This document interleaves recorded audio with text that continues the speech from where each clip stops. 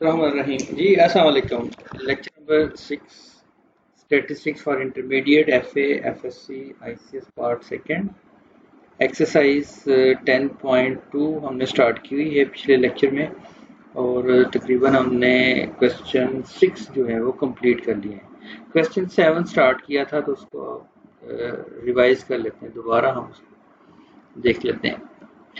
Question number 7, the height a high jumper will clear each time he jumps is a normal random variable with mean 6 feet and standard deviation 2.6 inches. Mean given है 6 feet में, तो क्योंकि standard deviation inches में है इसलिए हमें चाहिए कि इन दोनों को सेम यूनिट करना, तो लिहाजा मीन को हमने इंचेस में कन्वर्ट कर लिया है। 1 foot equals to 12 inches, तो 6 12s are 72 inches. So mean equal हुआ mu equals to 72 inches and sigma is 2.4 inches. What is the greatest height will jump with probability 0.95? अच्छा, इस बात को समझना जरूरी है कि अगर आप यूं ध्यान में रखें ना कि वो जंपर जो है वो हाइट फलांग रहा है, तो जितनी हाइट कम होगी उतनी उसके चांसेस हैं ज़्यादा उसको फलांगने के। तो 100% कब होंगे चांसेस? जब बिल्कुल हाइट ज़ीरो नहीं है। जैसे जैसे हाइट बढ़ती जा रही है एक्स एक्सिस के ऊपर, जैसे जैसे हाइट बढ़ती जानी है तो उसके चांसेस कम होते जाएंगे, और बिल्कुल अगर हाइट मैक्सिमम कर दी जाएगी तो वहाँ चांसेस उसके नील हो जाएंगे। तो बिल्कुल डिस्ट्रीब्यूशन इस तरह से होगी कि जैसे जैसे एक्स एक्सिस आगे को मूव करेगा तो उसकी प्रोबेबिलिटी के चांसेस कम होंगे। अब क्योंकि 95% हैं उसके जंप करने के चांसेस, एक ऐसी हाइट हमें फाइंड करना है कि जहां पर वो 95% जंप लगा सकता है, यानी उसको हाइट को क्रॉस कर सकता है। तो फर्ज कर लें let a be the greatest height, कि ए एक ऐसी हाइट है that jumper will jump with the probability 0.95। तो इसका ये है कि एंड पर ये राइट साइड से इसकी प्रोबेबिलिटी मूव करेगी, यानी हमें एक ऐसा पॉइंट रिक्वायर्ड है कि उससे ऑनवर्ड जो प्रोबेबिलिटी है वो 0.95 है। अच्छा, इससे इसका अच्छा ये यानी इसका ये मतलब है ना कि probability x greater or equals to a equals to 0.95। हमें क्योंकि इसको सॉल्व करने के लिए लेस देन में बदलना होता है ताकि हम टेबल वैल्यू देख सकें। जब आप इसको लेस में बदलते हैं तो 1 माइनस प्रोबेबिलिटी जो ग्रेटर वाली है उस को माइनस कर लिया जाता है 1 में से, तो ये 0.051 हो गया, यानी 1 माइनस 0.95 इक्वल्स टू 0.05। लिहाजा अब x probability x less than a equals to 0.05, यानी एक ऐसा पॉइंट रिक्वायर्ड है कि जिससे ऑनवर्ड प्रोबेबिलिटी 0.95 हो और उससे पीछे उससे लेफ्ट वर्ड की जो प्रोबेबिलिटी है या एरिया है वो 0.05 हो। अब इस x को हमने कन्वर्ट कर लिया z में by subtracting the mu from this value and dividing by sigma. Mu is given 72 inches, 72, and sigma is 2.4.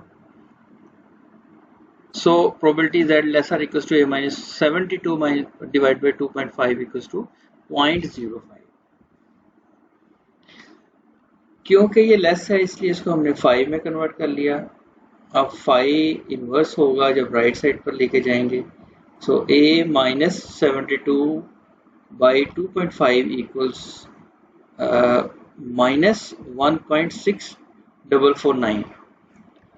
कैसे? ये हमने उसका टेबल वैल्यू हमने देखी इनवर्स में, इनवर्स 0.25, ये देखिएगा 0.25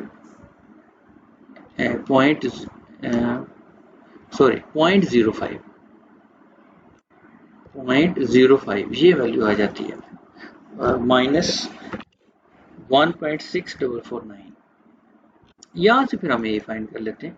सो ए बना आपका 68.05 इंचेस, यानी 68.05 इंचेस जो है ये फलांगने के लिए जंपर जो है उसके चांसेस हैं 95%।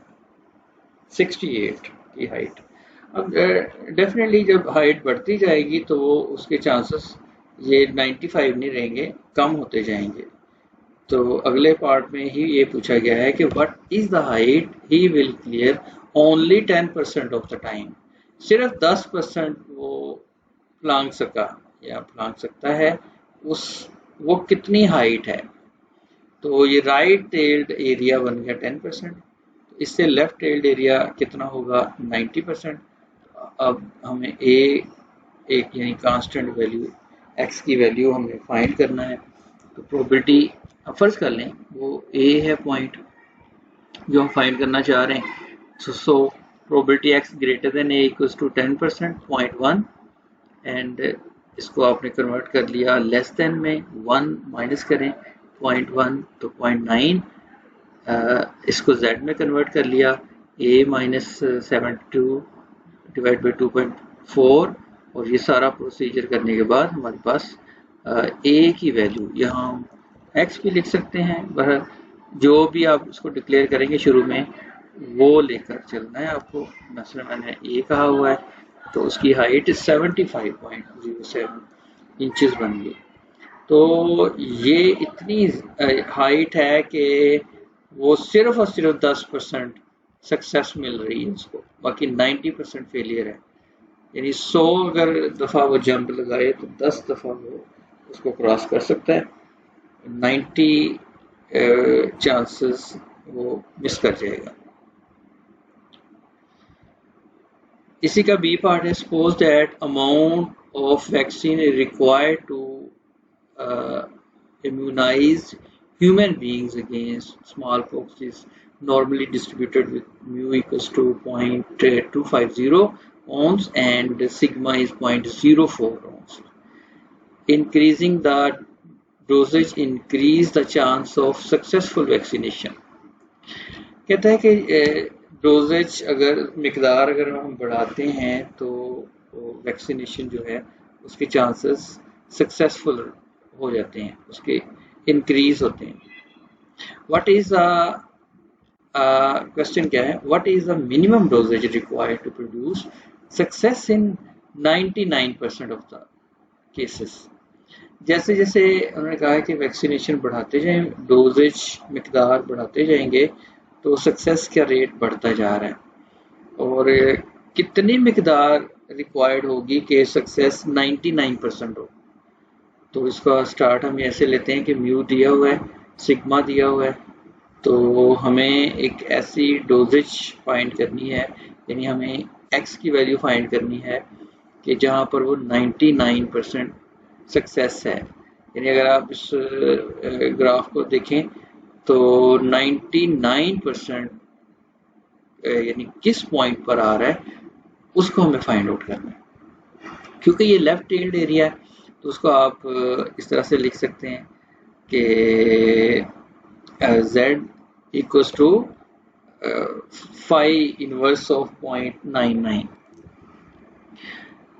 या अगर पिछले ही तरह से अगर हम इसको प्रोसीड करें जैसे यहाँ किया गया है, मैं आपको यहाँ करके दिखाता हूँ आपको।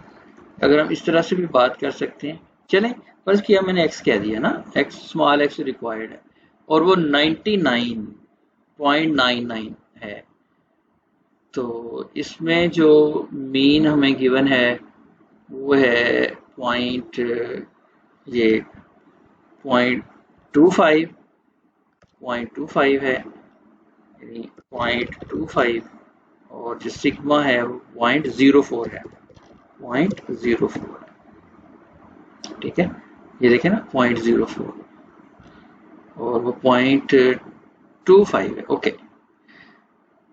तो अच्छा इस x को हमने कन्वर्ट कर लिया z में, ये देखें हमने z में कन्वर्ट कर लिया। तो यहाँ मुझे x रिक्वायर्ड है, x की वैल्यू रिक्वायर्ड है, स्मॉल x की वैल्यू रिक्वायर्ड है। तो ये क्योंकि लेस में है, प्रोबेबिलिटी z लेस में है, इसलिए फाई ऑफ दिस वैल्यू, तो ये 99 यानी 0.99, इसको ठीक करते जा रहे हैं हम, 0.99 है, राइट। अच्छा, अब हमें क्योंकि इन्वर्स लेना है, अब फाई जब राइट साइड पर ले जाएंगे तो फाई इनवर्स ऑफ 0.99 बन जाता है। सो इस तरह से जब अपने इनवर्स 0.99 देखना है, फाई इनवर्स टेबल में गए तो 0.99, ये 2.3263 है, 3263, ओके, यानी 0.99 पर 0.3263 की वैल्यू है। तो ये यहाँ यही लिखी हुई है, लिहाजा इसको हमने यहाँ ये फाइंड करना है x।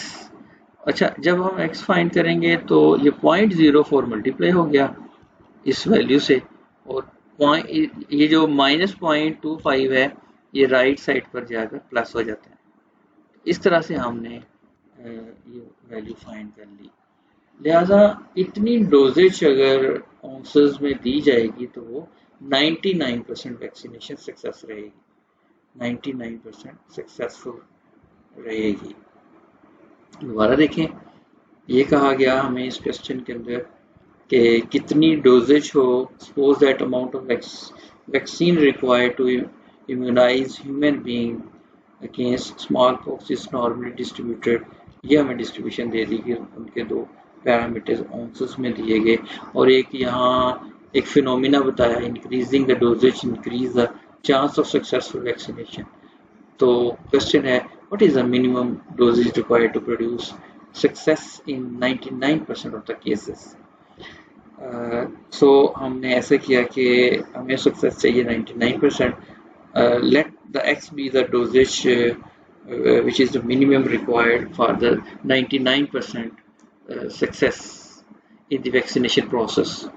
So probability x less than x equals to 0.99, convert into z form using the mu and sigma values, and you get phi of this function, and using the inverse value table, using the table 0.99, the value is 2.3263, okay. So put the values of phi inverse of 0.99, which is 2.3263, and after simplification we get x equals to 0.343052 ounces. सो ये एक required हमें amount मिली जहां पर vaccination 99% successful होगी। Question number 8a, if x distributed normally with mean 70, ये देखिए mean 70 and sigma square 25, so sigma is 5, right. Find the value of a such that probability, ये एक एक्सप्रेशन दे दिया गया है, ठीक है, मैथमेटिकल एक्सप्रेशन है। यहाँ उन्होंने बताया कि आप a की वैल्यू फाइंड करें, hence find the limits within which the central 80% of the distribution lies। एक तो a की वैल्यू पूछी गई है, और फिर उन्होंने कहा है कि एक और क्वेश्चन कि वो दो लिमिट्स बताएं जहाँ सेंट्रल 80% डिस्ट्रीब्यूशन लाई करे। ये हमें इंफॉर्मेशन है, mu is 70 and sigma is 5, और एक्सप्रेशन है, एज सच हमने एक्सप्रेशन राइट डाउन किया। तो इसको z में कन्वर्ट करने के लिए क्या करना होता है, डिवाइड बाय सिग्मा करना होता है। तो हमने बोथ साइड जो इनइक्वालिटी है उसमें हमने सिग्मा से डिवाइड कर लिया। सिग्मा गिवन है, sigma is 5, in this question sigma is 5। सो ये आपका z है, z एब्सोल्यूट है, और z एब्सोल्यूट अगर लेस में हो तो हम क्या फंक्शन लिखते हैं, 2 ऑफ दैट वैल्यू, या जैसे कि यहाँ 8 डिवाइड बाई 5 है, 2 of this value -1 equals to 0.8, और यहाँ से सिंपली हमें 5 ऑफ a बाई 5 हमें सबसे पहले फाइंड आउट कर लेना है, वो आ गया 0.9। तो यहाँ मैथमेटिकल स्टेप आप चेक कर लें, यहाँ ये हमें बता दिया गया कि इस फॉर्मूला को यूज़ किया गया है, इस कंसेप्ट को यूज़ किया गया है, ठीक है। एब्सोल्यूट अगर z लेस देन हो तो वो 2 फाई ऑफ a माइनस 1 के इक्वल होता है। So a by 5 equals to 5 inverse of 0.9। तो इनवर्स 0.9 आप इसकी वैल्यू उठाएं 0.90 यानी 1.2816 a आपने यहाँ से फाइंड कर लिया 6.408। सो यहाँ आपने a की वैल्यू पुट कर ली, ठीक है। और ये जो एब्सोल्यूट होता है ना, इसको अगर हम मैथमेटिकल बाय डेफिनेशन ओपन करें तो इसके इक्वल आएगा इनइक्वालिटी में, यानी ये वैल्यू आपकी इस तरह से समझ लें कि a अगर मैं यहाँ से उठा देता हूँ तो इसकी वैल्यू एक बार माइनस लिखेंगे और एक बार प्लस लिखेंगे, तो इसके बिटवीन ये वैल्यू होती है एब्सोल्यूट की। यही इस तरह से डिफाइन किया जाता है, यानी अगर आपने ये वाला एक्सप्रेशन एब्सोल्यूट में लिखना है तो ऐसे लिखेंगे, एब्सोल्यूट को अगर इनइक्वालिटी लेस वाली के को अगर आपने इस फुल एक्सप्रेशन में लिखना है तो वो ऐसे लिखेंगे। लिहाजा यहाँ से आपने x फाइंड करना है, x 70 जो माइनस है -70 वो दोनों एंड पर प्लस हो जाएगा, यानी तीनों एक्सप्रेशंस में 70 ऐड करते हैं तो आपको x मिल जाएगा। 70 ऐड किया तो ये लेफ्ट साइड पर 63.592 बना और राइट साइड पर 76.408 बना। तो लिहाजा x की एक रेंज हमें मिल गई कि इस नंबर से लेकर इस नंबर तक ये रेंज है, जहाँ पर जो हमें डिफरेंस जो हमें एक्सप्रेशन दिया हुआ है उसके अकॉर्डिंगली है। तो हमें फाइंड करने का बोला गया कि आप a की वैल्यू फाइंड करें, हमने a की वैल्यू फाइंड कर ली और फर्दर हमने एक काम ये भी कर लिया कि उसकी रेंज भी फाइंड कर दी, यानी अगर वो जस्ट a की वैल्यू पूछता है तो यहाँ तक हम इस क्वेश्चन को सॉल्व कर लेंगे, ठीक है। आगे इसका बी पार्ट,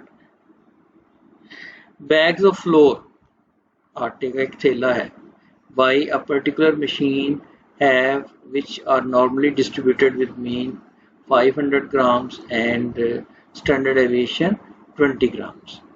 तो आधा किलो का एक बैग बनाया हुआ है आटे का, तो ये म्यू है और ये सिग्मा है। तो हमने सोल्यूशन में इन दोनों पैरामीटर्स को लिख लिया। फिर कहा जाता है 2% of the bags are rejected for being underweight, यानी अंडरवेट के एक खास ये जो 500 वेट है इससे कोई अंडरवेट जो है जिसकी वजह से ये बैग जो है वो रिजेक्ट हो रहे हैं वो 2% है। तो हमने फर्ज कर लिया कि ए इतना वेट है, इस वैल्यू से पीछे अगर वेट होता है, इससे लेस वेट आता है तो वो अंडरवेट काउंट होगा। हमें वो ए की वैल्यू फाइंड करना है।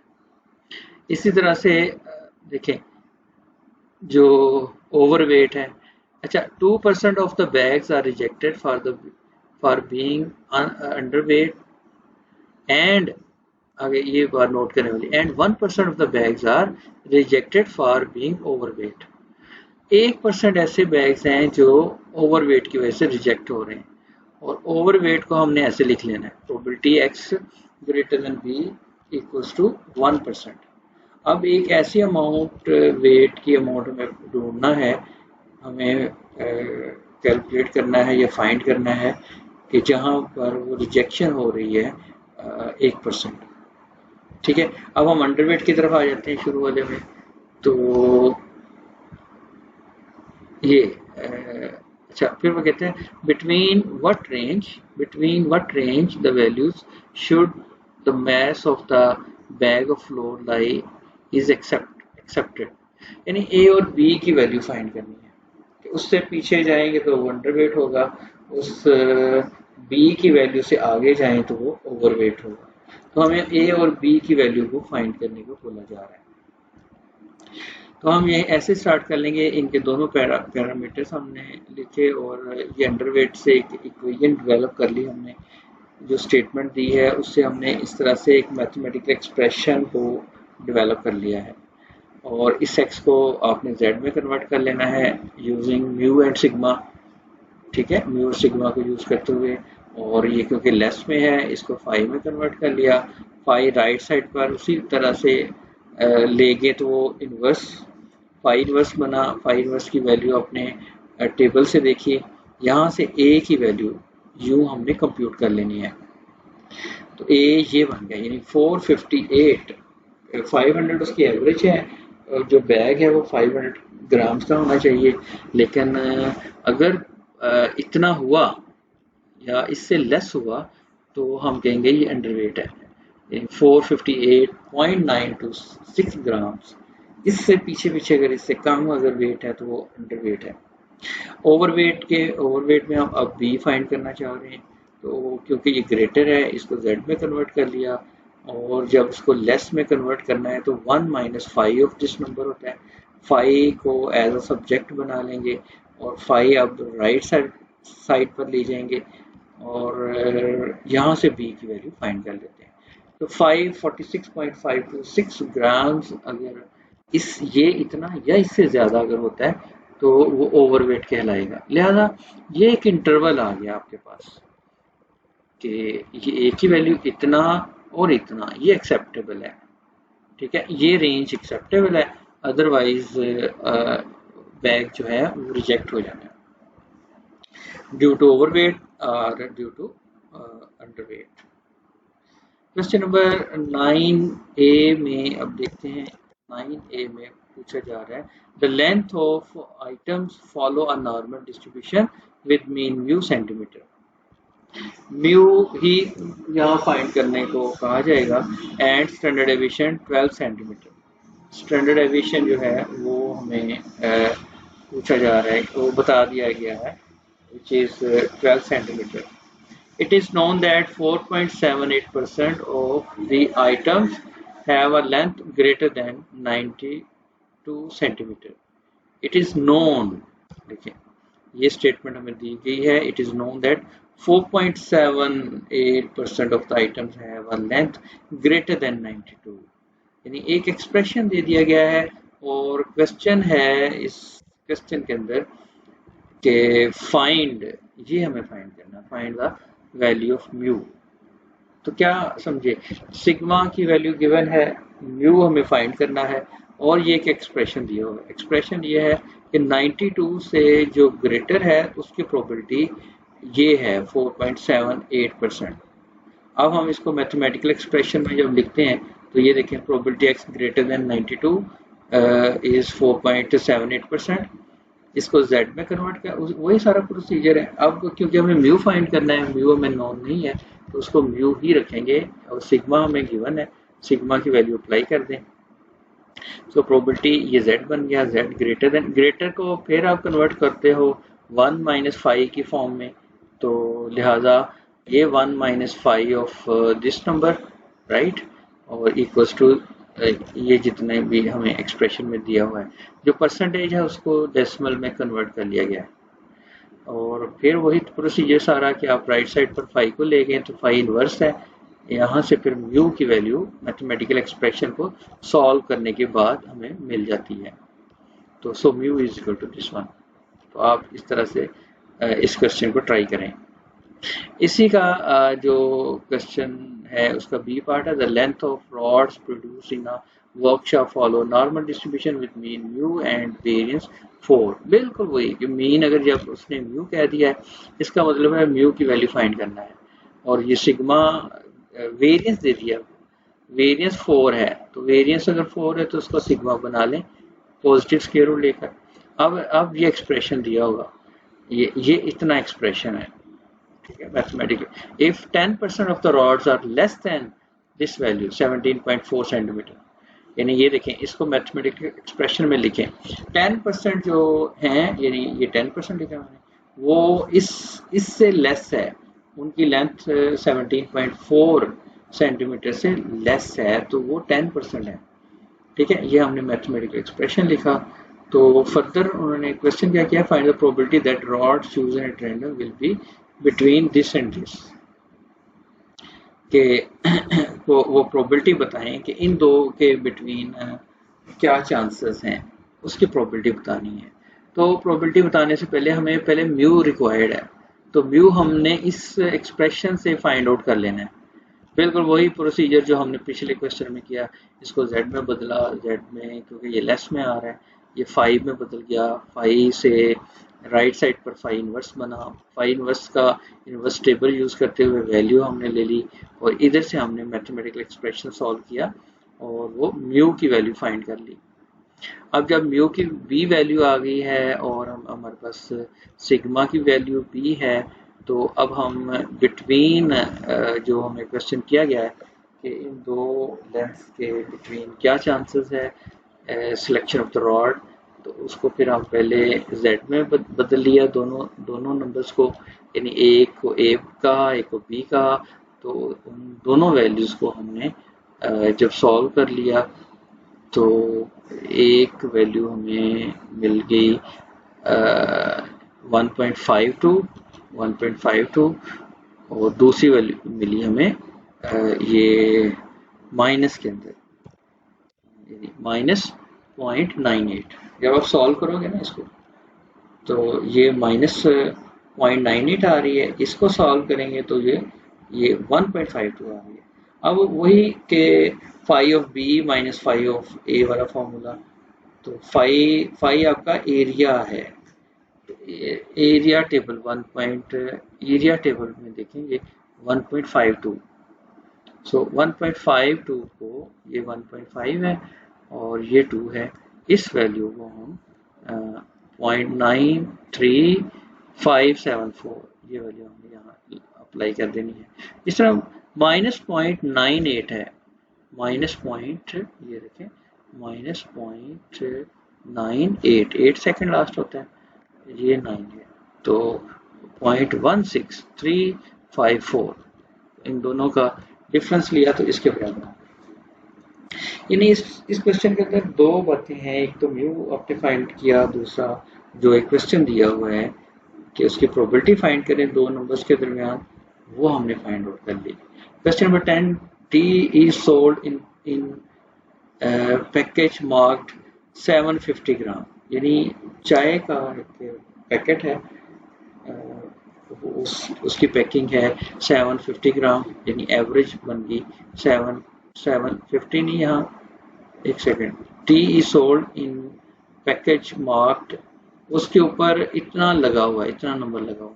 The masses of the package are normally distributed with mean इन्होंने अलग दिया हुआ है 760 ग्राम, ये देखें 760 ग्राम, एंड स्टैंडर्ड एविएशन सिग्मा। अब हमें स्टैंडर्ड एविएशन फाइंड करने को कहा जाएगा, तो कहते हैं कि व्हाट, क्वेश्चन है what is the maximum value of sigma if less than 1% of the packages are underweight. ये जो पैकेजेस हैं जो जिसके ऊपर जिनका वेट बन रहा है 750, वो 1% उसकी रिजेक्शन है, यानी वो अंडर वेट है वो। ये देखें दोबारा पढ़ें, व्हाट क्या वैल्यू लेंगे आप सिग्मा की मैक्सिमम के if less than 1% of the package are underweight, यानी 1% है जो अंडरवेट है। अंडरवेट यानी इससे कम अगर वैल्यू जाती है तो अंडरवेट है, यानी प्रोबेबिलिटी x लेस देन 750, तो इसको आपने z में कन्वर्ट कर लेना है यूजिंग म्यू 760, और फिर आप इधर एक्सप्रेशन से आपने सिग्मा फाइंड कर लेना है। तो phi inverse of this one value find कर लें, सिग्मा आप राइट साइड पर ले जाएं और इसको आप लेफ्ट साइड पर लाएं, तो सॉल्व करें मैथमेटिकली, आंसर बना 4.3 ग्राम्स, मैक्सिमम जो स्टैंडर्ड एविएशन है इतनी रिक्वायर्ड है। इसका B part, suppose that the life in hours of an electric tube manufactured by certain processes normally distributed with parameter mu 160 hours and sigma hours, ठीक है, sigma यानी वो standard aviation हमें नहीं दिया हुआ, आगे वो स्टैंडर्ड डेविएशन ही को फाइंड करना है। क्वेश्चन पढ़ते हैं, what is the maximum allowable value for sigma if the life x of r cube is to have probability 0.80 of being between this and this। यानी इनके बिटवीन जो प्रोबेबिलिटी है वो 0.8 है, यानी एक एक्सप्रेशन दे दिया गया है, मैथमेटिकल एक्सप्रेशन गिवन है, सिग्मा फाइंड करना है। आपको वही काम करना सारा कि इसको z में कन्वर्ट कर लेना है और फिर ये आपका b बन गया, ये a बन गया। तो phi of b minus phi of a के हिसाब से भी कर सकते हैं, या क्योंकि ये सेंटर्ड 80% है तो इसको आप ये दोनों वैल्यूज पे गौर करें ना, ये एक माइनस में आ रही है, ये प्लस में आ रही है, तो इसलिए इसको एब्सोल्यूट में लिखा जा सकता है, जैसा कि यहाँ उन्होंने एब्सोल्यूट z में लिख दिया है।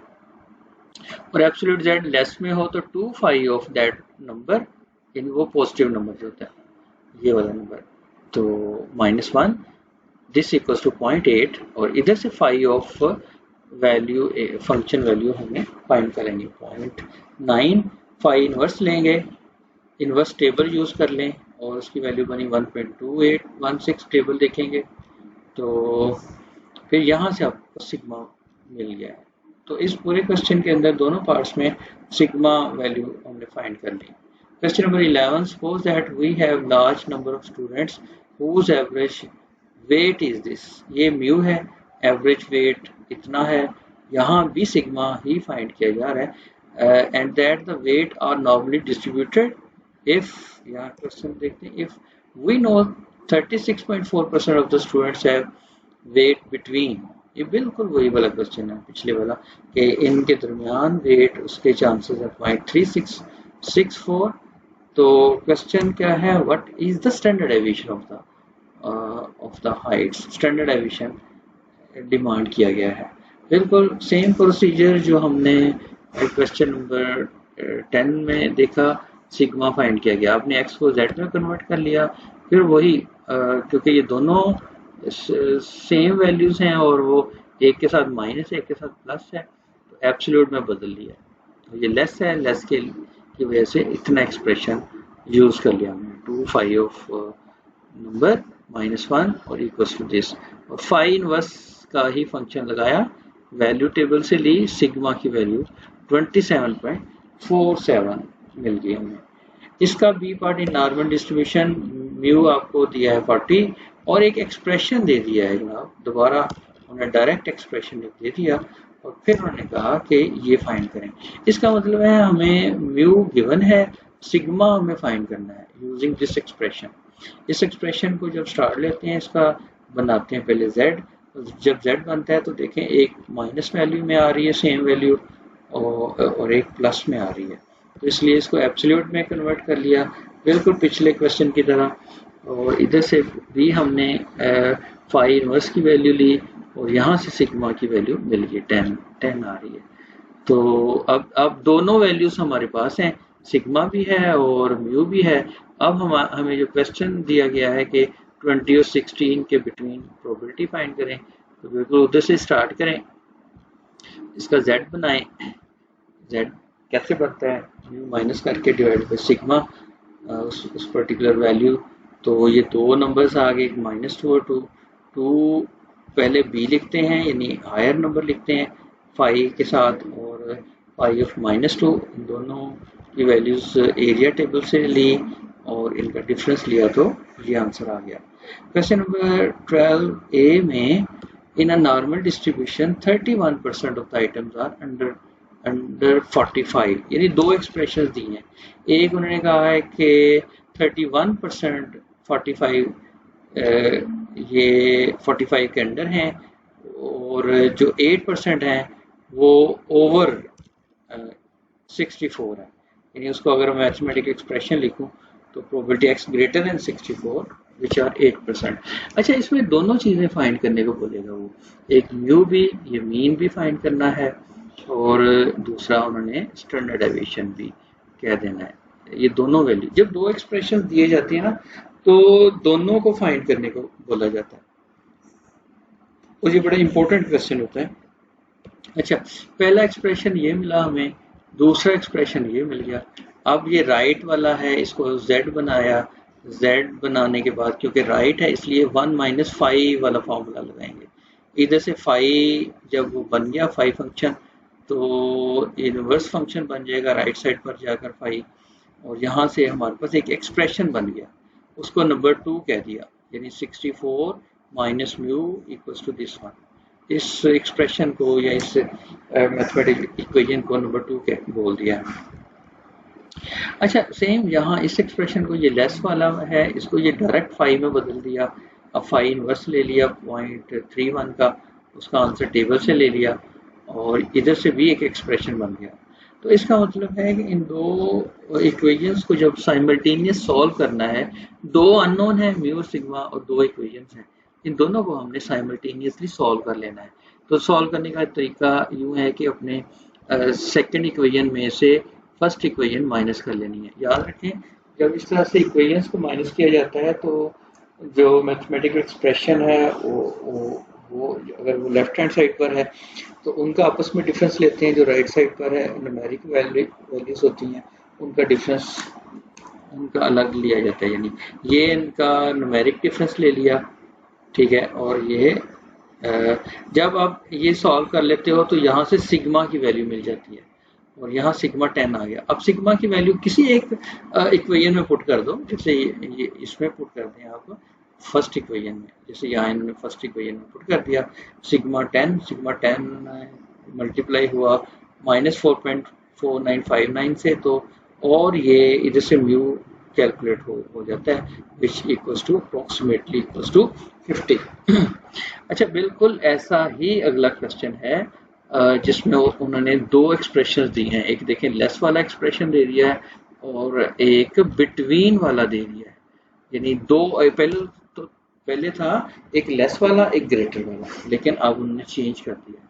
चेंज इस तरह से किया कि एक एक्सप्रेशन जो है वो x लेस देन में है, ठीक है, दूसरा एक्सप्रेशन बिटवीन में है, तो नो प्रॉब्लम। हम ऐसे ही देखें कि पहले लेस वाला एक्सप्रेशन देखें, लेस देन 35 है इक्वल टू 0.2, और इसका z बना लें, इसका 5 बना लें, इसका ये पिछले क्वेश्चन की तरह एक इक्वेशन बन जाती है, ठीक है, जिसमें म्यू और सिग्मा दोनों मौजूद होंगे। अब अगर दूसरा एक्सप्रेशन देखें तो 35 और 45 के बिटवीन है, इन दोनों को फिर z में बदल दिया। जब z में बदला तो ये phi of B minus phi of A के फॉर्म में, यूं हमने ले लिया phi of B minus phi of A. तो अच्छा, ये वाला जो फाई ऑफ 30 माइनस म्यू, वो अगर आप ये चेक करें ना, इसको पिछला ये जो इस कॉलम में, ये मैं हाईलाइट कर रहा हूँ, ये इसके इक्वल है, ठीक है ना, ये हमारे पास मौजूद है।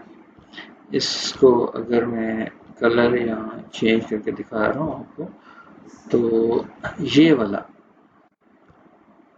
ठीक है, समझ रहे, तो इसकी जगह हमने ये वैल्यू अप्लाई कर दी, वो 0.20 है, ये 0.20। अब इसका मतलब फिर वो एक ही एक्सप्रेशन बन गया, 0.20 राइट साइड पर लेके 0.85 आ गया, और इसका इन्वर्स लिया, तो यहाँ से हमने फिर एक मैथमेटिकल इक्वेशन हमने डेवलप कर ली, और आगे दोनों को साइमल्टेनियसली सॉल्व किया, और म्यू और सिग्मा हमें मिल गया। सेकंड इक्वेशन में से फर्स्ट इक्वेशन को माइनस कर लें तो ये हमारे पास सिग्मा बन गया। सिग्मा की वैल्यू 1 में पुट कर लें तो इस तरह से हमें म्यू की वैल्यू हासिल हो जाती है। 13A, assuming that the number of marks scored by a candidate is normally distributed, find mean and standard deviation। यानी ये हमें कहा कि मीन और स्टैंडर्ड डेविएशन फाइंड करें, और फिर एक्सप्रेशन दिया होगा, if the number of the first class student 60% और मोर इज 25, यानी जो 25 से 60% या ज़्यादा मार्क्स लेने वाले 25 स्टूडेंट्स हैं, number of first class students वो हैं 25, अच्छा, the number of failed students जिनकी लेस देन 30% है वो 90 हैं, ठीक है। And the total number of candidates appearing for the examination 450। Total जो स्टूडेंट्स एग्जाम में अपीयर हो रहे हैं वो 450 हैं। इसका मतलब 30 से कम नंबर लेने वाले 90 हैं 450 में से। ये बात मुझे किया है, इन्होंने परसेंटेज नहीं दी, इन्होंने आपको ना एक तादाद बता दी है। 90 बच्चे हैं जो फेल हुए हैं और 60 या 60 से ज़्यादा नंबर लेने वाले तो वो हैं 25। कितने में से? 450 में से। सो इस तरह से आपने एक प्रोबेबिलिटी फाइंड कर ली, यानी एक एक्सप्रेशन बन गया मैथमेटिकल। और फिर वही तरीका आपने इसको z में बदलना है, इसको 5 में बदलना है, 5 इनवर्स में बदलना है, एक ये नंबर 1 में ले आना है। ये ग्रेटर जब होता है पहले z में बदलो, फिर 1 माइनस 5 और 5 का एक्सप्रेशन बनाओ, 5 राइट साइड पर ले जाओ, 5 इनवर्स, यहाँ से फिर एक इक्वेशन आ गई। अब सेकेंड इक्वेशन में से 1 इक्वेशन को माइनस कर दें तो यूं हमारे पास ये आंसर आ जाता है। दोनों इक्वेशंस को साइमल्टेनियसली सॉल्व किया तो यानी ये तो इस तरह सेकंड इक्वेशन में से फर्स्ट इक्वेशन को माइनस किया, न्यूमेरिक से माइनस कर लिया, एक्सप्रेशन से माइनस कर लिया, सिग्मा मिला हमें 12.34 और पुट कर दें इक्वेशन 1 में सिग्मा की वैल्यू फर्स्ट इक्वेशन में पुट करके यहाँ से आप म्यू की वैल्यू फाइंड कर लें। सो इसका बी पार्ट है, अब marketing organisation grades apple into 3 sizes. Small उसका ये दिया हुआ है, स्मॉल साइज में यानी 60 mm, less than 60 mm। Medium का डाया इतना दिया हुआ है, 60 और 80 के दरमियान अगर तो वो मीडियम है, लार्ज के अंदर 80 या 80 से ज़्यादा तो वो डायामीटर वो है लार्ज कहलाएगा। अच्छा, ये तो classification the. A certain grower finds that 61% of the crop fall into small category, यानी 61 जो हैं वो स्मॉल कैटेगरी में आ रही हैं। स्मॉल का मतलब है ये लेस देन 60, यानी probability x less then 60 is 61%।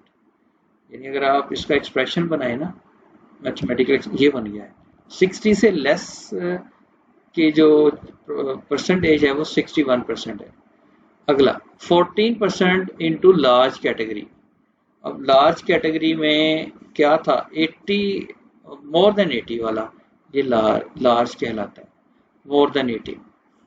तो मोर देन 80 इस तरह से लिखते हैं mathematically, x probability x greater then 80 is 14%, तो 0.14। अब फिर दो एक्सप्रेशंस बन गए हमारे सामने और वहां से वो यही कहेगा कि मीन और स्टैंडर्ड डेविएशन फाइंड करें। अच्छा, assuming the distribution of diameter x of the apples is described by normal probability density function, calculate, ये देखिए standard deviation and mean of this crop। तो मीन और स्टैंडर्ड डेविएशन हमें find करना है और बिल्कुल आपको ये आता है, ये लेस वाला एक्सप्रेशन है, ये ग्रेटर वाला एक्सप्रेशन है। दो आपके पास स्टैंडर्ड इक्वेशंस आ गई, उन स्टैंडर्ड इक्वेशंस को सेकंड में से फर्स्ट को माइनस कर लिया, सिग्मा मिला, सिग्मा 1 में पुट कर दिया, म्यू आ गया। तो ये दो वैल्यूज हमें कहा गया और वो फाइंड हो गया। The maximum C part, maximum temperature on June 1st in a certain locality has been recorded and observed as normally distributed over year। एक साल के अंदर उन्होंने ये देखा, about 15% of time it has exceeded 30 degrees Celsius and about 5% of the time it has been less than 20। ये दो आपको एक्सप्रेशन दिए हुए हैं, एक यहाँ तक दिया हुआ है एक्सप्रेशन, ठीक है, और दूसरा ये दिया हुआ है, यानी 15% जो है वो है एक्सीड 30। एक्सीड का मतलब ग्रेटर होता है, तो यानी x greater then 30 is x greater then 30 is 15%, 0.15। और 5% है जो 20 से लेस है, ये 20 से लेस है, x इज लेस देन 20, वो 5%। 5% को 0.0 से लिखते हैं, फिर वही मीन और वेरिएंस फाइंड करें, what is the value of mean and variance of the data. तो बिल्कुल उसी तरह से आपने ये स्टेप कर लेने हैं और इंशाल्लाह आपको ये क्वेश्चन समझ आ गई है। अच्छा 14A में a man cuts hazel twigs to make bean poles. He says that stick is 240 centimeter long. In fact, the length of stick follows a normal distribution and 10% are of length 250 or more. एक condition ये दे दी है कि 10% हैं जो 250 या उससे ज्यादा हैं। ये देखें 250 या उससे ज्यादा। ओके, फिर वो अगली स्टेटमेंट देता है while 55% have length over 240 centimetre. तो 240 सेंटीमीटर, ये देखो ये 240 सेंटीमीटर से वो ओवर है यानी ज्यादा है। वो कितने हैं 55%। 55% को 0.55 लिखते हैं। Find probability that stick picked at random is less than this, यानी ये हमें प्रोबेबिलिटी लेस की प्रोबेबिलिटी मांगी है 235 सेंटीमीटर। 235 की हमें यानी प्रोबेबिलिटी x लेस देन 235 की प्रोबेबिलिटी डिमांड की गई है। अब उसने डायरेक्टली म्यू और सिग्मा नहीं पूछा, वो दिया भी नहीं हुआ, वो हम यहाँ फाइंड कर लेंगे सबसे पहले। और जैसे हम फाइंड कर लेंगे तो फिर हम उसको ये वाला क्वेश्चन फिर हम सॉल्व कर लेंगे कि लेस देन 235। ये दो एक्सप्रेशन आ गए, दोनों ग्रेटर में है तो कोई इशू नहीं है। ग्रेटर में है तो 1 - 5 करना होता है और कुछ कोई इशू नहीं होता। तो यहाँ भी वही एक स्टेटमेंट बन जाएगी जो जिसको हमने इक्वेशन नंबर 1 का है, उसी तरह से इक्वेशन नंबर 2 बन जाएगी। और अब इन्होंने 1 में से 2 माइनस कर लिया है, ठीक है। तो आप देख लेते होते हैं कि जो बड़ी वैल्यू है, अब जो 250 बड़ी वैल्यू है तो इसलिए फर्स्ट इक्वेशन में से सेकंड इक्वेशन को माइनस करके सिग्मा निकाल लिया, सिग्मा 1 में पुट कर लिया तो ये म्यू आ गया। अब उन्होंने कहा कि इसकी वैल्यू ये वाली प्रॉपर्टी फाइंड करें, find probability that stick picked at random is less than 235 centimetre long. So आपको बेसिकली ये फाइंड करना है, ये क्वेश्चन है। तो इस x को पहले z में बदल लेंगे यूजिंग म्यू जो हमने फाइंड किया है और सिग्मा। तो इनकी वैल्यूज को यूज करते हुए हमने इस तरह से प्रोबेबिलिटी फाइंड कर ली। अब फर्दर हमसे ये वो कुछ परसेंटाइल क्वांटाइल्स की वैल्यू दी होगी। क्वांटाइल्स जब दिए जाते हैं ना वो वेरी इजी कि वो लेस देन में दिया होता है, एक्सप्रेशन होता है 90th percentile of normal distribution is 50। ये एक एक्सप्रेशन है बेसिकली, यानी आप कहेंगे कि यूं लेस देन 25 इज 90%। जो वैल्यू दी होती है ना वो x की वैल्यू होती है और वहां तक वो कहना चाहिए, बल्कि ये 50 है ना, 50 से लेस 90% है क्योंकि 90% आएगा। एक आपको एक्सप्रेशन ये दे दिया गया स्टेटमेंट के अंदर, दूसरा ये है। और 15th परसेंटाइल इज 25, यानी x less than 25 is equals to 15%। दोनों एक्सप्रेशंस दोनों से म्यू और सिग्मा निकालना है। फिर उसने एक और खुद से क्वेश्चन कर दिया 40th परसेंटाइल बताएं। तो पहले हम म्यू और सिग्मा फाइंड कर लेंगे बिल्कुल उसी प्रोसीजर से जो हम पीछे करते आ रहे हैं। जब ये फाइंड हो जाए तो हमें ये 40th परसेंटाइल फाइंड करना है। इस x को z में बदला है उन्होंने, वही माइनस म्यू और सिग्मा डिवाइड करके। तो इधर से हमें लेस है, ये क्वांटाइल सारे लेस में होते हैं और इसमें 5 में आ गई। 5 इन्वर्स करें, यहाँ से x 40th यानी x.40 यानी 40th परसेंटाइल की वैल्यू मैथमेटिकल एक्सप्रेशन को सॉल्व करके हम हासिल कर लेते हैं। क्वेश्चन नंबर 15A में the masses of articles produced in a particular workshop are normally distributed with mean mu and standard deviation sigma। तो वही बात कि आपको सिग्मा और म्यू जो है वो फाइंड करने को कहा जाएगा। अब वो कहते हैं पहला एक्सप्रेशन दे रहा है 5% of the articles have mass greater than this. ये देखें ये पहला एक्सप्रेशन आ गया कि x ग्रेटर देन 85 जो है वो 5% है।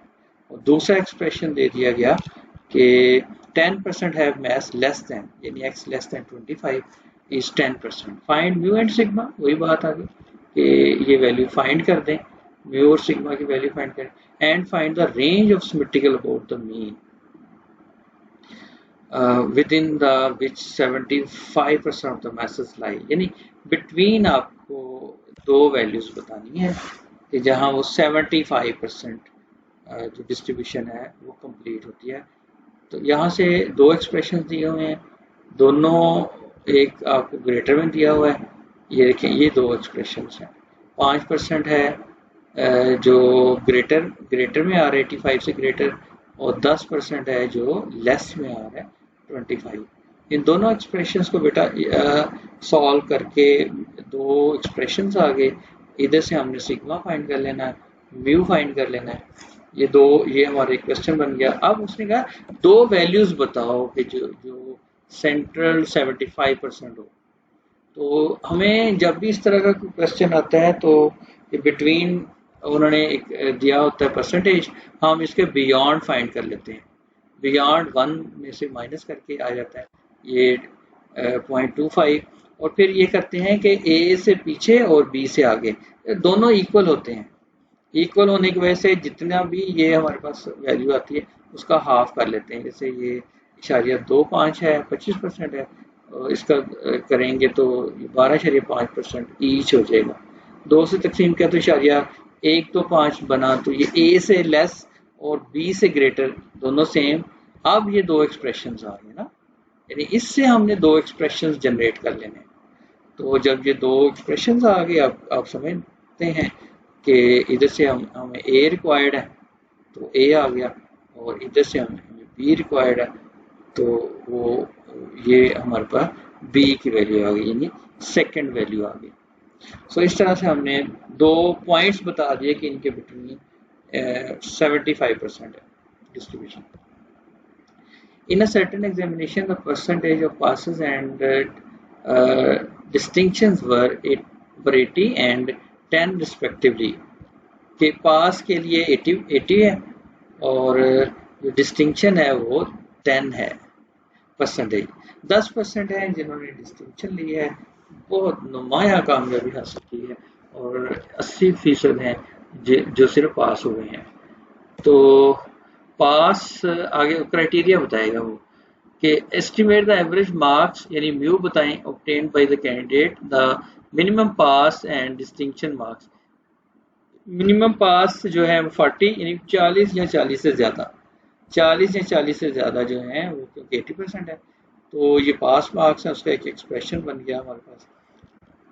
यदि जिनके नंबर आए 40 या 40 से ज़्यादा तो वो पास हैं, तो वो 80% है, और जिसकी डिस्टिंक्शन है, डिस्टिंक्शन 75 है, 75 और अबव, तो वो डिस्टिंक्शन है वो हमें एक्सप्रेशन में दिया हुआ है कि वो 10% है। Assume distribution of the marks to be normal distribution follow कर रही है। तो अब वही दो एक्सप्रेशन आ गए, और इससे आपको दोनों फाइंड करने हैं, मीन और स्टैंडर्ड डेविएशन। तो इन दोनों एक्सप्रेशंस को यूज करते हुए हमने मीन और स्टैंडर्ड डेविएशन फाइंड कर लिया। What is the importance of normal distribution, statistical theory, describe its properties. ये हमने शुरू में इसका थ्योरेटिकल आंसर दिया हुआ है, जो यानी एक थ्योरेटिकल, ये बुक को अच्छी तरह स्टडी करें, इसकी importance of normal distribution in statistical theory and describe its properties यहाँ डिस्कस हुई हैं। तो जो इसकी इंपॉर्टेंस है वो बुक से भी स्टडी करें, और यहाँ जो पहला लेक्चर है उसमें ये एक्सप्लेन हो चुका है। इसका B part, suppose that X normally distributed with mean 25 sigma, ये दोनों पैरामीटर्स दे दिए। Find lower and upper quartiles, median, mean deviation, ये तीन चीजें हमें फाइंड करनी है। तो देखें, पहला मीडियन आप जानते हो कि नॉर्मल डिस्ट्रीब्यूशन के अंदर मीन मीडियन मोड बराबर होते हैं। अगर मीन आपका 25 है तो मीडियन भी 25 होता है, और जो क्वार्टाइल है फर्स्ट क्वार्टाइल 25% तक कंप्लीशन होती है डिस्ट्रीब्यूशन की। तो हम इस तरह एक मैथमेटिकल एक्सप्रेशन लिख लेते हैं, probability x less then q1 is 25%, और जो है थर्ड क्वार्टाइल वो 75% डाटा कंप्लीट होता है, तो probability x less then Q3, यानी वो पॉइंट, पर्टिकुलर पॉइंट, यहाँ हमने Q3 कह दिया, Q1 कह दिया, आप x.25 कह सकते हो, x.75 कह सकते हो, तो कुछ भी नाम दे लें। तो ये दो एक्सप्रेशंस आ गए, इन दो एक्सप्रेशंस को बिल्कुल पिछले क्वेश्चंस की तरह हमने इसको सॉल्व कर लिया। इधर से Q1 आएगा, इधर ये Q3 हमें मिल जाएगा ना। तो ये दोनों वैल्यूज हमें डिमांड की थी, तो हमने वो बता दी। इन नॉर्मल डिस्ट्रीब्यूशन उन्होंने ये सेकंड पार्ट को सॉल्व किया है कि मीन और मीडियन बराबर होता है, लिहाजा उसने कहा 825 है। और कहा गया है कि मीन डेविएशन फाइंड करो।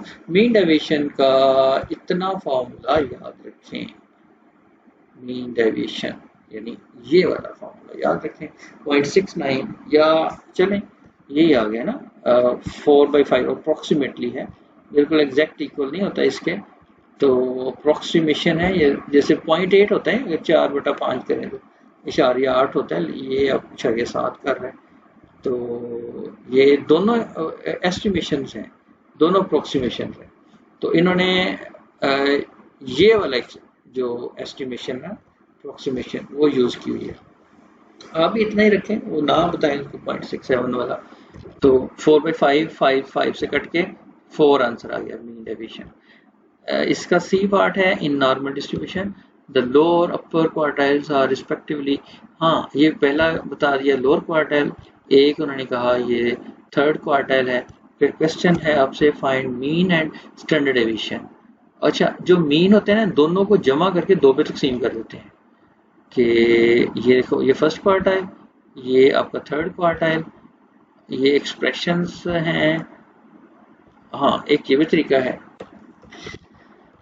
कि Q1 इसके बराबर है, Q3 इसके बराबर है, दो एक्सप्रेशन ही आ गए ना आपके सामने, यानी ये याद रखें 0.6745, 0.6745। अगर प्लस कर लेंगे तो Q3 होता है और माइनस कर लेंगे तो Q1 होता है। इन दोनों को साइमल्टेनियस सॉल्व कर लिया गया है, तो आपको म्यू मिल गया और सिग्मा मिल गया। ठीक है, ये आप कर लेंगे इंशाल्लाह।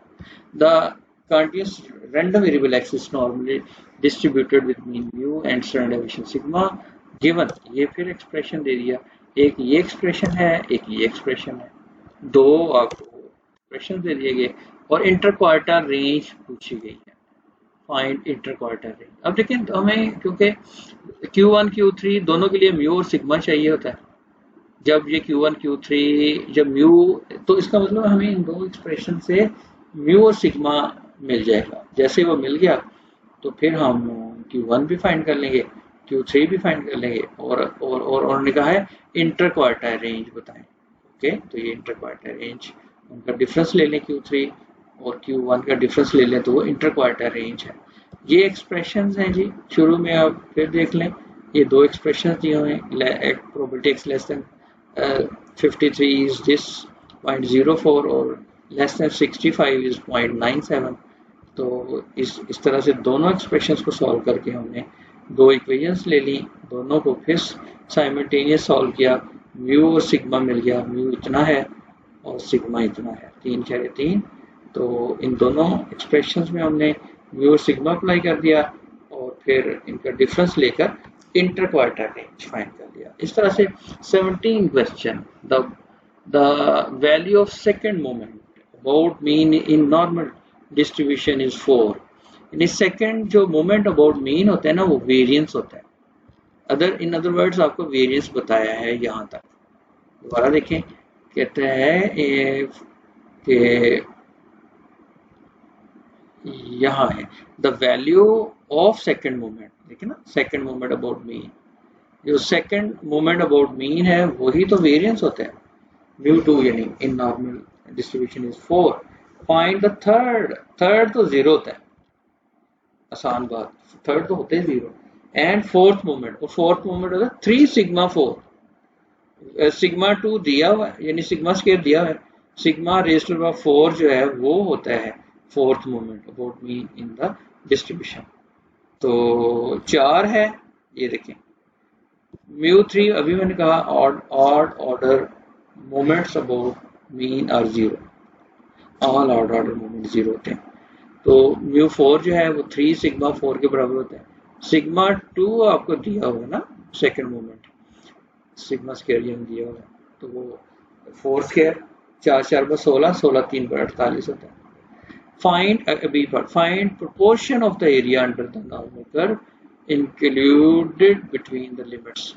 हाँ, इन दो लिमिट्स के दरमियान आपने एरिया बताना है, यानी प्रोबेबिलिटी बतानी है कि ये देखें, एक ये है प्लस माइनस जो दिया है ना, एक क्वेश्चन बन गया, यानी आपने करना है म्यू माइनस सिग्मा और म्यू प्लस सिग्मा को यूज करते हुए, यानी एक क्वेश्चन ये है कि म्यू प्लस सिग्मा और म्यू माइनस सिग्मा, एक ये सवाल है। दूसरा सवाल ये होगा, यानी 2 लगा देंगे यहाँ 2 लगा देंगे दोनों, एक सवाल होगा 3 लगा देंगे, ये आपके 3 सवाल बन गए। तो उन्होंने कहा कि म्यू और सिग्मा क्या है, ये वही मीन और स्टैंडर्ड डेविएशन है, तो आप इनकी प्रॉपर्टीज बताएं। प्रोपोर्शन ऑफ द एरिया यानी कितने परसेंट आ रहा है, ये हमने ऑलरेडी भी ये मैंने किया हुआ सवाल कि इस एक्स को पहले जेड में बदलेंगे, जेड में बदलने के लिए आपने म्यू माइनस करना है, डिवाइड बाई सिग्मा करना है, तो ये वैल्यू जेड की -1 आ जाती है और बी की वैल्यू +1 आ जाती है, यानी जेड की हायर वैल्यू। तो ये हमने 2 बी -1 लगाया, तो इस तरह से ये परसेंट आ गई। जब आपके पास इस तरह डेसिमल में आ जाए ना, तो आप 2 डेसिमल प्लेस आगे ले जाकर परसेंटेज लगा लेते हैं। सो 68.27% हमें आंसर मिला। अब अगला एक्सप्रेशन दिया था कि 2 लगाएं, अब 2 से कट ये आ जाएगा, सिग्मा सिग्मा से कैंसिल होकर 2 आ जाएगा, तो यानी -2 और 2 के बिटवीन 95.45% बन जाता है, और 3 के लिए ये 99.73% के इक्वल है। सी पार्ट इसी क्वेश्चन का, if x is random variable with distribution, यानी म्यू आपका 12 है और यानी 12.5 है, और जो वेरिएंस है वो 9 है, and the random variable y equals to 2x + 5। ये जनाब एक हमें एक नया ट्रांसफॉर्मेशन दे दी, एक नया वेरिएबल डिफाइन कर दिया। तो उन्होंने कहा कि ये जो y है ना, वो x से बना है और वो इस तरह से बना है, तो इसका मतलब हमें ये चीज़ समझ आनी चाहिए। अच्छा, y की प्रोबेबिलिटी फिर डिमांड कर रहा है, तो x की डिस्ट्रीब्यूशन बताई है, x का मीन और सिग्मा बताया हुआ है, यानी x का म्यू और सिग्मा बताया हुआ है। ये हमें एक एक्सप्रेशन दे दिया इन फॉर्म ऑफ x। याद रखें, जो मीन ऑफ y लेंगे ना जब आप, तो 2 ज़रब x का मीन जमा 5 होता है, यानी ऐसे होगा 2 ज़रब मीन ऑफ x जमा 5। अब मीन ऑफ x क्या है, म्यू ये वाला 12.5, 12.5 यहाँ लगाएं, तो जमा 5 कर लें तो ये 30 बन गया। और जो होते हैं ना स्टैंडर्ड डेविएशन, जैसे इसका स्टैंडर्ड डेविएशन 3 है, तो इस एक्सप्रेशन का स्टैंडर्ड डेविएशन इस तरह से निकालेंगे कि 2 ज़रब स्टैंडर्ड डेविएशन ऑफ x जमा स्टैंडर्ड डेविएशन 5 जब लेते हैं ना, तो वो 0 होता है। लिहाजा स्टैंडर्ड डेविएशन ऑफ y जो है वो 2 ज़रब स्टैंडर्ड डेविएशन ऑफ x, यानी 2 ज़रब 3, इसका 3 है ना, ये x का 2 ज़रब 3 6 आ गया। तो स्टैंडर्ड डेविएशन भी हमें y का चाहिए और मीन भी y का चाहिए। इनको यूज करते हुए अब आपने ये स्टेटमेंट को सॉल्व करना है, इस क्वेश्चन को सॉल्व करना है, यानी -इन्फिनिटी से लेकर 21 y की वैल्यू की प्रोबेबिलिटी बताएं। अब इसको आपने z में बदलना है, z का वही तरीका है, चाहे x हो चाहे y हो। अब y का मीन माइनस करेंगे, y का स्टैंडर्ड डेविएशन डिवाइड करेंगे, तो ये z बन जाएगा, राइट। अब देखो, जो -इन्फिनिटी में से कुछ माइनस करो वो -इन्फिनिटी रहता है, डिवाइड भी करो -इन्फिनिटी रहता है, इसलिए ये -इन्फिनिटी ही रहा। और यहाँ हाँ यहाँ कैलकुलेशन हो जाती है, -1.5 है, तो ये शुरू से लेकर -1.5 तक को ऐसे लिखते हैं, probability z less or equals to -1.5, जो फाई ऑफ -1.5 होता है। टेबल से वैल्यू देखी तो ये आंसर आ गया। और अब हमें प्लस इन्फिनिटी का बोला जा रहा है, यानी इसका मतलब है कि अप टू इन्फिनिटी, यानी z 2.5 से लेकर ऑनवर्ड है ये, ठीक है। z की वैल्यू आप ले लेना, अब y को z में कन्वर्ट कर लें जैसे ऊपर हमने किया है। तो अब हमने यहाँ ग्रेटर वाले को 1 - 5 में बदला और 1 में से इसकी वैल्यू को माइनस करके आंसर ले लिया। तो इस तरह से हमने ये क्वेश्चन भी सॉल्व कर लिया है। क्वेश्चन नंबर 17 था। तो यूं हमने अल्हम्दुलिल्लाह एक्सरसाइज जो 4.2 है उसको सॉल्व कर लिया। याद रखें कि इस चैप्टर नंबर 10 के अंदर 2 एक्सरसाइजेस के अंदर न्यूमेरिकल्स हैं और जो तीसरी एक्सरसाइज है उसके अंदर MCQs, fill in the blanks और ट्रू फॉल्स हैं, यानी ऑब्जेक्टिव टाइप है। तो वो हम इंशाल्लाह अगले लेक्चर में टेकअप करेंगे कि उसकी फिल इन द ब्लैंक्स हैं। अगली जो एक्सरसाइज आ रही है तो वो इंशाल्लाह हम नेक्स्ट लेक्चर में इसको देखेंगे। नेक्स्ट लेक्चर में एक और भी काम कर लेंगे कि ये जो मैं आपको दिखा रहा था, टेबल दिखा रहा था आपको एक्सेल के अंदर स्टेट्स का टेबल, तो इसको भी हम देखेंगे किस तरह से ये बना सकते हैं। ठीक है, क्योंकि आईसीएस के स्टूडेंट्स कंप्यूटर को अंडरस्टैंड करते हैं, बल्कि आजकल तो हर स्टूडेंट कंप्यूटर फेमिलियर है। स्पेशली एक्सेल, एमएस वर्ड, जो माइक्रोसॉफ्ट ऑफिस है उससे तो नो डाउट वो फेमिलियर है। तो हम फिर एक्सेल में ये कैसे टेबल बनता है, स्टेट्स के टेबल कैसे बनते हैं, उसको भी इंशाल्लाह हम अगले लेक्चर में देखेंगे इंशाल्लाह। तो आज का हमने अल्हम्दुलिल्लाह यहाँ तक कंप्लीट कर लिया है, 4.2 तक की एक्सरसाइज को कंप्लीट कर लिया है। तो बात वही है कि जितनी प्रैक्टिस करेंगे, जितना खुद से काम करेंगे, रिहर्सल करें, बार बार क्वेश्चंस करें, ये सारी कंप्यूटेशनल है। मैथमेटिक्स और स्टेटिस्टिक्स जो है वो सारा खुद से करने से आना है। ठीक है, लेक्चर सिर्फ सुने ना, बल्कि सॉल्व करें, बुक आगे रखें, टेक्स्ट बुक सामने रखें, क्वेश्चन लिखें और सॉल्व करें। जहाँ कोई प्रॉब्लम आती है तो यहाँ वीडियो लेक्चर से देख सकते हैं, सुन सकते हैं, समझ सकते हैं। लेकिन जब एक पैटर्न का क्वेश्चन समझ आ जाए तो आप कोशिश किया करें कि खुद करें। तो जितना आप खुद करेंगे उससे आपका कॉन्फिडेंस लेवल बढ़ेगा। तो एग्ज़ाम के अंदर, पेपर के अंदर ये कॉन्फिडेंस लेवल ही रिक्वायर्ड होता है। तो उसने आपके नंबर बढ़ाने हैं, उससे आपकी परसेंटेज बढ़ेगी मार्क्स की। तो आपको बेटा काम करना है, ज़्यादा बार बार करें, इसकी रिहर्सल करें, इसके टेस्ट वगैरह दें, टेस्ट अपीयर हो।